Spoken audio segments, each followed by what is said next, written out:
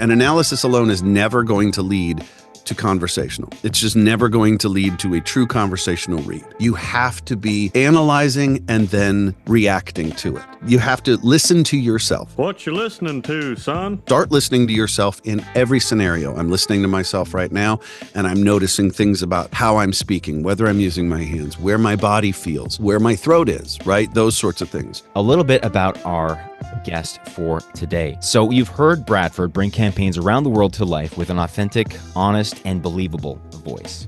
You've heard him voice commercials and promos for diverse projects from Netflix, the Billboard Music Awards, MasterCard, WWE NXT on USA, Northwest Energy, the Colorado Lottery, as well as some of the most widely seen political spots. And you're described as authentic, warm, rich, rugged, as well as that natural guy next door. You're going to hear that today. Bradford's range has kept him at the top of a very competitive marketplace, and for good reason. He prides himself on being easy to work with, can attest to that, always keeping the sessions fun and positive, and most importantly, on time. As an award-winning narrator for Marvel, Star Wars, Disney, Paramount, Sony Pictures, and R.L. Stine are among his many audiobook clients, and his approach to storytelling is natural, effortless, and honest. Bradford can also be heard in video games, such as Just Cause 4, Onmyoji, Smite, and other projects have all enlisted Bradford's talents both as a voice actor as well as PCAP. Please join me in a warm welcome in the chat for Bradford Hastings. Yes, hello, thank you very much. That was wonderfully, wonderfully read. As it said in the promotional stuff, this is working with a silent scene partner. It's an advanced concept that as new voice actors or even intermediate voice actors, it's an advanced concept. You're not expected to be there right now. But I want this to be something that you understand that this is what you're working towards. And you should always be working towards this concept. And it comes from this. What is the silent scene partner? It's a person. It's a person that is active in the scene that is the commercial and serves you and serves the commercial. There's the difference between a conversation and a conversational read, right? Is what? The other person, that there's another person involved.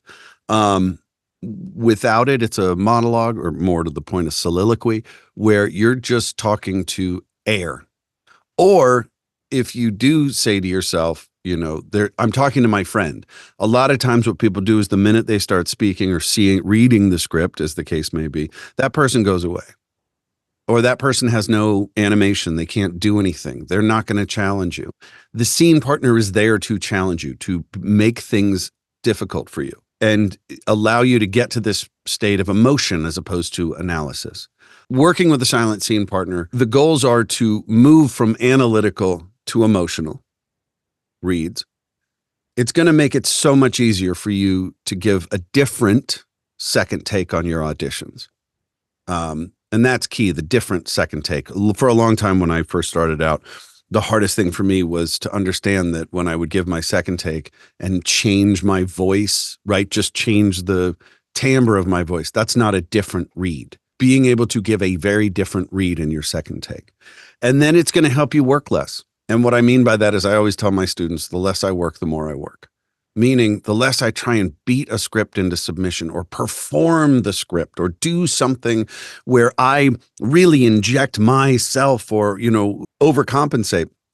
The less I do that, the more I work, the more work I get. The more times I hear directors or casting people go, you weren't exactly the voice that we were looking for, but you sounded so real and authentic and effortless. And that's what we're going for. This is going to help you get to that place of effortlessness. So when we're talking about moving from analytical to emotional, what are we talking about? Let's define them first. So analytical is where everybody starts. It's that idea of you get the script, you see it's a script about banking. And so you look for the word money, you say to yourself, I'm going to underline that word, I'm going to circle that word because I want to make sure I lift that. I'm going to put an arrow at the end of that sentence because I want to go up there because it's positive. And then I'm going to put underlines under the tag because I really want to be forceful with it. And that's fine. All you're doing is you're creating a vocal performance that's trying to imitate emotion. That's what you're trying to do. Yeah. When you come at it straight from emotion, then the emotion leads the vocal performance. And what I mean by that is allowing yourself to feel something instead of trying to manufacture upbeat and happy. Embody it.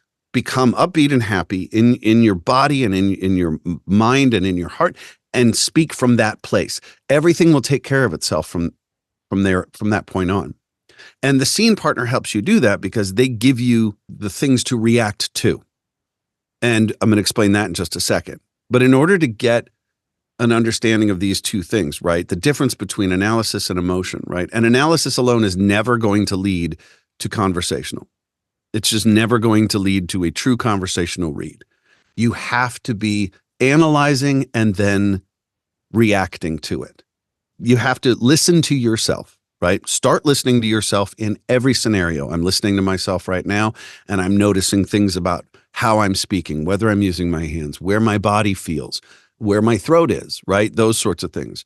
When I'm speaking naturally, when you're in real conversations, or when you are having those fake conversations in the shower, or when you're walking the dog, that you're having those conversations with people, right? That's the silent scene partner. You've all done it. I did it for, I don't know, 20 times in the last 2 weeks getting ready for this.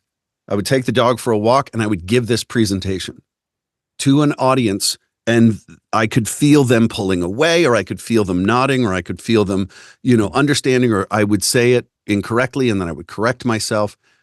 That's the silent scene partner, is that person that's holding you accountable to what you're saying. And yes, the words that you're getting are already preconceived, but there's a person in the room with you. That's the key.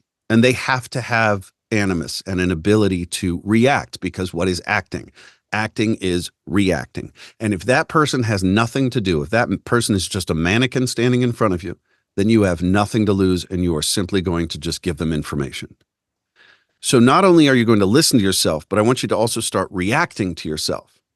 Because when you say something to someone, be it a good thing or a bad thing or simply a statement of fact, you have an intent behind that statement and you have an expectation of a response.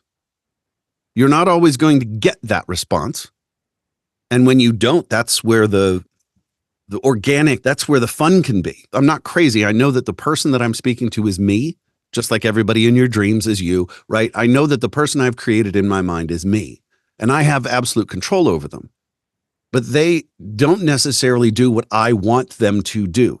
And in turn, that makes me have to react differently. So I may say a line and I have an intent behind that line, but the person that I say it to in my mind, my silent scene partner, may not give me the reaction that I'm expecting. And if that's the case, I have to, in turn, react the way that I would naturally react on that second line. See what happens. This isn't about being perfect. This is about being human. This is about being real and conversational. So when you have a statement like, so when you're ready to take your business further, we'll be here, right? Every single word in that sentence has an intent. So when you're ready to take your business further, what that means is this, and we're doing this analytically, right? Analytically first, what I'm doing is I'm playing the stress game. And we do this in acting class all the time, where you stress every word individually. That's analysis. But then we have to react to it and think afterwards and feel the emotion of our intent afterwards. So when you're ready to take your business further, what my intent is, my emotional intent is to say, you're not ready now, but when you are. And that I'm hoping to elicit that response from my audience. I may or may not. So when you're ready to take your business further, when it's sort of an indictment, right? So when you're ready to take your business further, again, stating to them that possibly they're not ready right now. So when you're ready to take your business further, right? There's an action. I'm showing them that there's an action they can do. And I'm hoping the when and the ready and the your, those were indictments. They could react to me in a negative way, or, in sort of bro up and be like, what are you talking about, right? So I'm going to have to read my next line from a place of defense, right? So when you're ready to take your business further, which is to say that there is something other than your business, maybe your personal, I don't know. So when you're ready to take your business further, oh, okay, now I'm looking at an aspirational. Now the sentence has become aspirational all of a sudden, right? But notice what I'm doing. I am using analysis by just stressing words, but then I'm assigning them emotional value and an intent, my intent. my intent is only so important as far as I'm giving it to my silent scene partner, and they have to give me something back. I have to keep checking in with them. And that's how we do things in the real world. This is how we speak in the real world. We don't converse analytically. I'm not thinking of the words that I'm saying to you right now. I have an abstract thought in my bubble above my head, and I'm trying to get that thought into the bubble in your head. But I have such a mastery of the English language, as you do as well, or your own personal language, that you don't think about the words unless you have a very specific word you need to think of, right? I'm not thinking verb, subject, predicate, noun, blah, blah, blah. I'm not thinking those things. I'm just utilizing my brain and its infinite capacity to work at lightning speed to say what I need to say. Now, does that mean it's perfect? No, I go down blind alleys. I say the wrong word. I realize I've said something that might not be clear, so I have to redefine it or reframe it. This is how we speak when we speak to each other. We speak from emotion. And so this is a way to get to that place where, yes, the words are in front of you. You can speak them emotionally. And when we're looking at it analytically, generally the way that I like to think about it happening is the analytical reader gets the script, sees the script, does what they need to do to it, and then the script goes from the page to their eyeballs, to their mouth, and out. The emotional person sees the script goes into their eyeballs, into their brain, filters through and turns abstract, and then comes out of their mouth. And it becomes a flow state a lot of times where you're not thinking about it. The words don't matter. The emotion is what matters. The subtext is what matters. And you get all of that from a person who is challenging you. So the silent scene partner is just a tool that allows you to behave naturally. I studied Meisner, and Meisner defines acting as behaving naturally in an unnatural circumstance. And that's the goal. And the unnatural circumstance can be you on stage. The unnatural circumstance can be you in a box, in a closet, in a wherever, right? Doing a quote unquote performance. I don't like the word performance because right? It makes people go big. But you're trying to behave naturally in an unnatural circumstance. And this silent scene partner helps you because when you're in a scene with somebody, you might have practiced lines with a scene partner, and you've got a scene coming up, and you've practiced and practiced. And this has happened to me a million times, where they've said this one line the same way every time, and you've responded the same way every time. But then come the day, they say that line differently. If you say your line the way that you've always said it without paying attention to your scene partner, everything falls apart. The believability is gone. And Meisner is all about listening to the other person. You have to listen to the other person. It can't be a matter of you inserting your ego and your insecurities and all of those things into the scene to go, nope, it's going to go the way that I want it to go. Because when it doesn't go the way you want it to go, that's the beauty. The silent scene partner is an imagined obstacle. You can overcome it or you can be defeated by it, right? You don't always have to win. And this is the problem with informational, right? With those cold reads that are one note, they have no obstacle. They are just going, here's the information and you have it now. I hope you enjoyed it. Thank you so much. And somebody goes, well, I didn't really feel anything. Really? Why? Because you had nothing to overcome. You had nothing to keep you in check, which is a conscience, right? The scene partner, if they're live and real to you, which is the goal, then they're a conscience for you. They're keeping you honest. They're keeping you on track, right? And that person that you're talking to, you can be either in conflict with them or in agreement or both.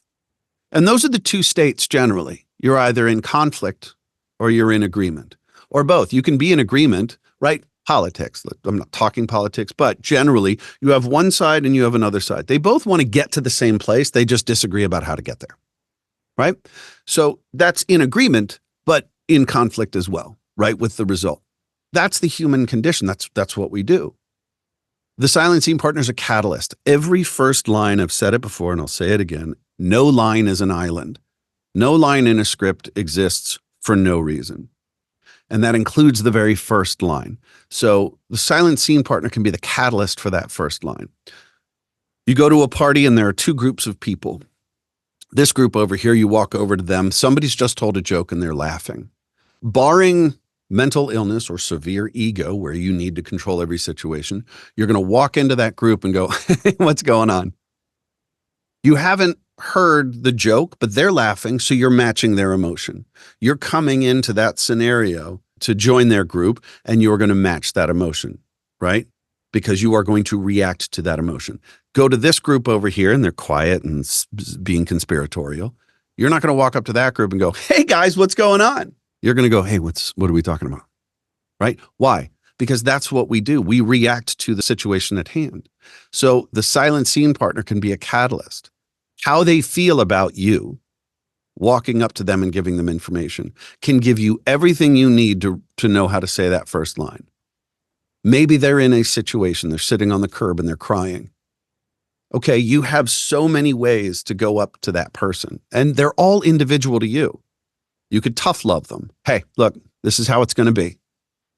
Or you could come up with empathy and care. Hey, look, this is how it's going to be, right? And everything in between.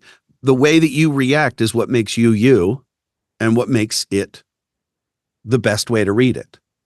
There is no right and wrong to any read. There's no wrong way to do it, unless, of course, you just absolutely don't fulfill the brief. But even then, put it on as a third take, because you never know. I cannot tell you how many times I have read a spot and it said upbeat and happy, no salesy, blah, blah, blah. And the spot comes out and it's somebody talking like this. And it's like, what happened? No, they don't know what they want half the time. Take those chances. Be willing to fail. The silent scene partner is a difficulty that you have to accept as reality. They have to be real to you, but they have to be a difficulty. When you're having a conversation, even with your best friend, there's a difficulty there because you're trying to relay a story. You're trying to tell them what's going on. They're more receptive than most people, but it's a difficulty. We stumble over words. We lose concepts, right? All of those things happen, but they are a reality, and they're a difficulty that you have to accept as a reality. They challenge you. But most of all, your silent scene partner is you, which is why you paying attention to how you react to things or how other people react to the things that you say become really, really important. Don't lose sight of the fact that you're not crazy. It's you. You are the silent scene partner, and you have control over it. But as you get better and better at this, the more you can sort of let it go.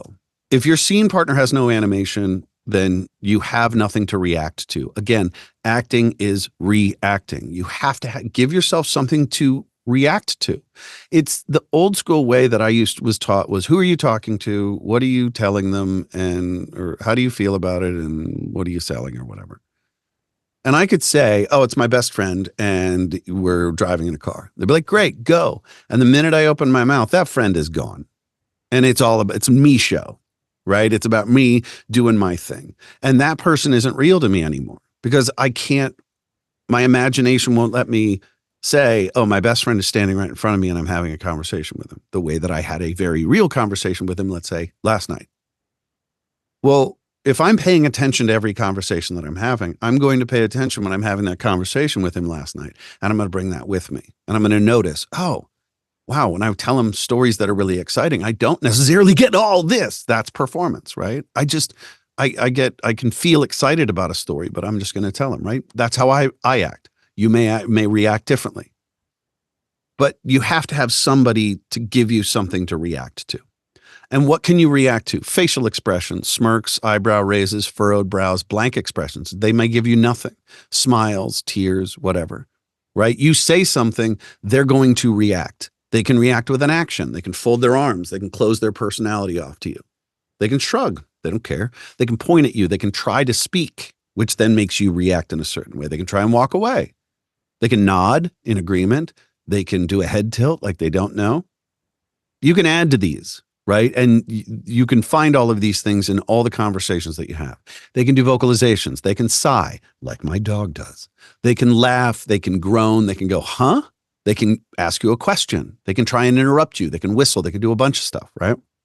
Pay attention to the conversations that you have with people and mind them for their behavior, to the things that you say and your intent, but also your reactions to their behaviors as well. Those are tools. The more of those things that you can glean from those conversations, those are colors in your paint box, right? Reacting is your natural state. Everything that you have ever done in your entire life is a reaction. You have never been proactive. Your very being is the result of a reaction. The human body is constantly in reaction. So use that state of being. The fact you always react, but you're not giving yourself anything to react to when you're just giving information in a read. Seems like you're missing out on something, right? That's the bridge to conversational. And it doesn't always mean you're going to get the response you want to react to, but reacting is what we do. If nothing is happening and you decide to get up and go do something, you're not being proactive, you're reacting to the nothing happening. If somebody slaps you, you react. If somebody tries to walk away, you react. If somebody knocks on your door, you react. Everything you do is a reaction. And so therefore, why not make your work part of that? So how does this make it easier to get to a second take? Number one, yes, always do a second and different take. If they give you 5 descriptors as in their direction, then there are 5 different ways that you could read it. 5 different shades that you could use. Go heavier on the confident and lighter on the upbeat, or a second take, if you want to go analytic with it, you go more upbeat and less confident, I don't know. But this helps you get to that second different take, because if you change your scene partner's emotional POV, yours has to change. So it's as simple as saying, okay, the person is really receptive to me in take 1 when I walk up to them and I start this commercial. Great. In scene 2, they're not. They don't want to talk to me. So now I have to try a little bit harder. The stakes are raised a little bit. That's enough of a change, especially if you really, truly allow it to change you emotionally. Achieving authenticity, you can do it by having an emotional and genuine conversation with that person. Right? Analysis is only going to get you so far. Analysis with understanding and looking back on it and questioning and attaching an emotional state to it, that's going to help you get where you need to go. But always do a second and different take. Practicing this idea of, and do block stuff. Do first script, they agree with me the whole way. And then they disagree with me the whole way, and read the whole script in disagreement. And then go, okay, but they're going to start agreeing with me on this line. Again, we're taking analysis. Analysis isn't wrong, but we're doing it in service of emotion. And then switch their reaction and see how you react to it. But you have to react to it. You cannot ignore your silent scene partner. And the more real they become, the easier your job is. So how do you practice this? Talk to yourself. Talk to yourself like a crazy person. I do it all the time.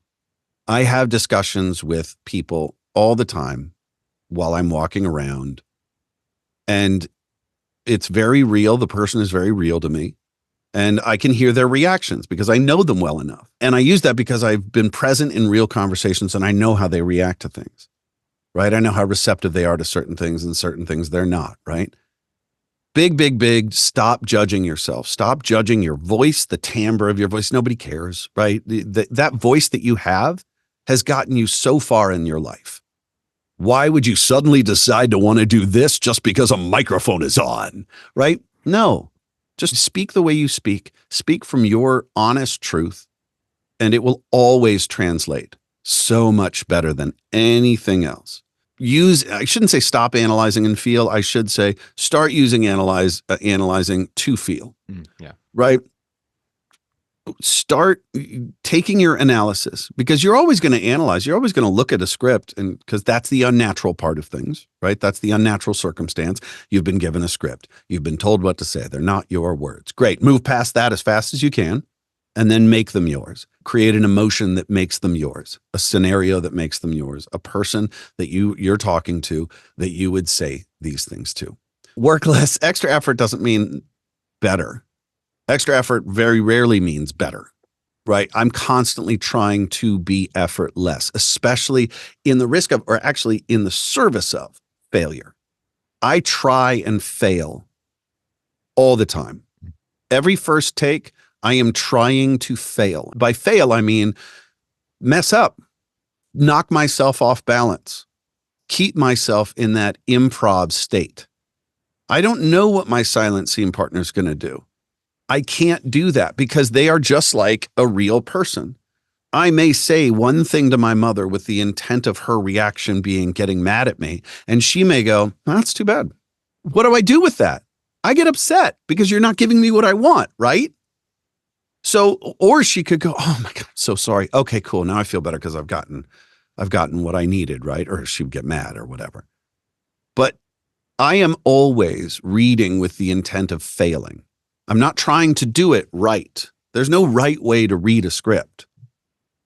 There just isn't. There's no wrong way to do it either. If it's truly you and it's you emoting from a place of truth, it's not wrong. I'm always trying to serve my scene partner, right? I'm always trying to give to be of service to them and not to the script or to what I think the director wants. And sometimes the things that I want don't matter. Again, my intent, what I say when I say something, doesn't always matter to my scene partner. I'm not always going to get what I want from them. That's where the happy accidents and the fun happen, right? When I'm surprised by my scene partner's reaction, when they go, they don't give me what I think I'm going to get. And all of a sudden I'm like in this place where I have to react honestly to them. Brilliant, right? If I change their emotion, then my read has to change. It has to. If I change their point of view or their emotion towards me or their reaction to me, my reaction has to change. It cannot be the same. This is fun, so have fun doing it. It's play. That's why I try and fail, because that's where the fun is for me. Doing it right doesn't necessarily equate to fun for me. I'm constantly trying to find that thing where the director goes, "Wow, that line that you did there, that was really how I really never thought of hearing it that way." And it's like, yeah, and I'd love to be able to give you an answer, but I have no idea what happened. I just went in a direction, thought I'd have fun with it. And they're like, "Great. The best thing you can be is a good hang." I've had that discussion with many of my voiceover friends. Would you rather be the greatest voice actor and horrible at auditions and a horrible hang, or great at auditions, not the best voice actor in the world and not a good hang, or a great hang and a mediocre auditioner and not the greatest voice actor? And I will always take being a good hang over any of those two any day of the week, because that's how you get the next job. There's no wrong, there's no right. Stop thinking in those binary terms. "Oh, I didn't do it right." No, you did it differently. Did it serve your emotion? Did it serve your purpose? No. Okay, great. How will it serve your purpose? Right and wrong have no place in creativity. And this is a creative endeavor. Make no mistake. So have fun and do it wrong. Then analyze that and look at it and say, what was my intent when I said it that way? Because it could have been your subconscious coming out and saying, "Oh, say it this way. Let's see what happens." And then notice it. Don't judge it. Don't change it. Just let it happen. And then take a look at it afterwards. It's in the imperfection and the failure that we find the authenticity. When we talk to people, we make mistakes. We go down blind alleys. We say the wrong thing, and then we have to reframe it or restate it. We do that all the time. That's the reality of the world. That's okay. Use that. So I have one final thought, and I'm going to talk about AI for a second because I know everybody wants to know about it, but I don't necessarily want a bunch of questions about it because that isn't necessarily what this is about, but it is, and I'll explain why. So there's been a conversation about AI. Evan asked me about AI when we first started talking about this webinar and my feelings about AI, and I hadn't really thought about it. But in having these conversations with myself about this webinar, I started thinking about AI, and it's inescapable. And it does feed into this because AI is never going to be anything more than analysis. AI is analysis creating emotion, imitating emotion. That's what it is. It's never going to be anything more than that. AI is manufacturing emotion through analysis. It cannot make mistakes. It can't have those happy accidents. It can't have those genius moments. Because it is simply going to be people programming. It's going to simply be looking at what has happened before and then taking the cue from that, right? So this is where we can do those things. We can be human beings. We can be emotional. We can allow our emotions to dictate things. And this is where we defeat or work better than, or however you want to look at it, than AI, right? You've got to be more of a human being than AI can be. And we understand as human beings on a visceral level when there's somebody being truthful and somebody being not themselves. Some of us trust it more than others, but we all can feel it. And I think in terms of AI, right, we're going to be able to tell the difference. AI is going to be great. AI is going to be doing a lot of things. And it's going to take some of the work.